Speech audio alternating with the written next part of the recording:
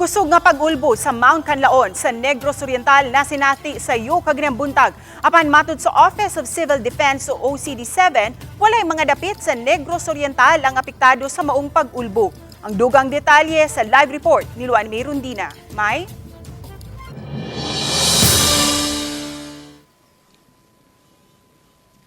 Sa sukad sa kusog nga pag-ulbo sa Mount Kanlaon ni adtong Disyembre 9, kinina ang ikaduha sa labing kusog nga pag-ulbo sa maong bulkan, matod sa taga-Office of the Civil Defense Region 7.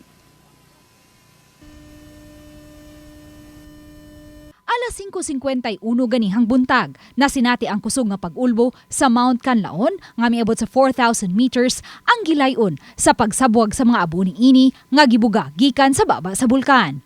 Ug kay pahabagatang kasadpan ngadto sa kasadpan kun southwest to west ang direksyon sa hangin, matod sa OCD7 walay natalang ashfall sa mga barangay sa Kanlaon City habig sa Negros Oriental.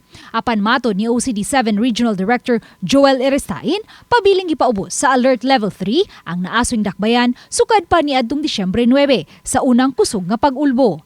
Nagpasabot kini nga walay gitugutang makabalik sa ilang mga Pinoy-anan nga nasakop sa 6-kilometer radius gikan sa bulkan.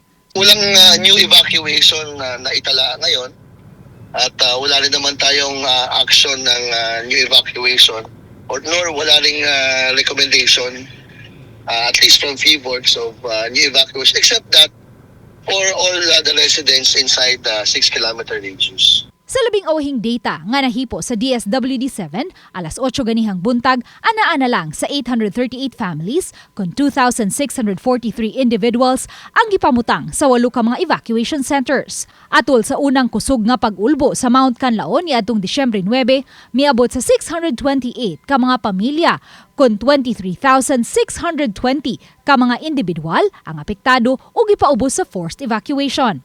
Matod ni Direktor Eristain, ubay-ubay kanila ang nakipuyuuna sa ilang mga kabanay gawa sa 6-kilometer radius, samtang ang uban mipalayuna sa Kanlaon City ug mibalhin sa laing lungsod. We encourage that actually para at least mas spread natin ng konti pa yung ating mga resources. Kaya marami rin nagano, pero definitely wala tayong pinapayagan na umuwi inside the 6-kilometer radius. Samtang base sa data sa City Social Welfare and Development Office ug DSWD7 alas 8 ganihang buntag, ana apay 1,022 ka mga pamilya kon 3,284 ka mga individual ang nagpabilin sa Barangay Lumapaw, Pula, Masulog, Malayba ug Linuthangan, ang maong mga barangay na sulod sa 6-kilometer radius. Sa pagkakaroon, aduna pay igong supply sa mga family food packs ug face mask sa Kanlaon City, samtang may water filtration na usab nga gimontar sa dapit. Ses matod sa taga-OCD7 sa mga buot muhatag og donasyon ngadto sa mga apektadong pamilya, mas maayong direktang ihatag kini ngadto sa lokal nga kagamhanan sa Kanlaon City, kini ilabi na kay di pa matino kun hangtod kanusa ipaubos sa Alert Level 3 ang naaswing dapit. Ses, Daghang salamat, Luan May Rondina.